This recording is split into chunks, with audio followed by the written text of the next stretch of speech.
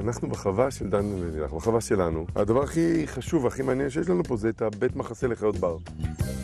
אנחנו עושים חיות בר פצועות, נכות, פליטות, גרעיני רבייה לחיות בר בסכנת הכחדה. ואתה תיכנס לפה עכשיו. ברמת חובב, בשנים האחרונות, הם מטפלים מאוד יפה בשפכים, בכל הפסולת של המפעלים. ואנחנו מנסים לבדוק האם חיות הבר חזרו לחיות שם. בדרך כלל איפה שיש חיות בר זה אומר שהטבע משתקם. עוף דורס. אותי הכי מעניין לראות מה יש פה. איזה חיות יש פה, איזה בעלי חיים. זה חפירה של דורבן, זה חפירה מאוד קלאסית, אי אפשר לטעות בה. זה לא יכול להיות נדודים, יש להם טריטוריה, זה משפחה פה, אבל לפי כמות החפירות, זה לא משפחה קטנה.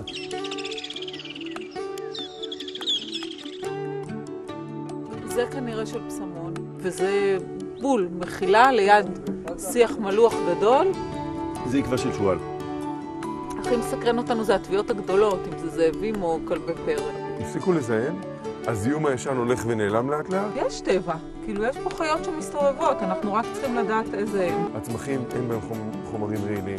החיות לא סובלות משום בעיה, מתרבות. חיות פה, אז זה מראה שבסך הכל המקום בטוח.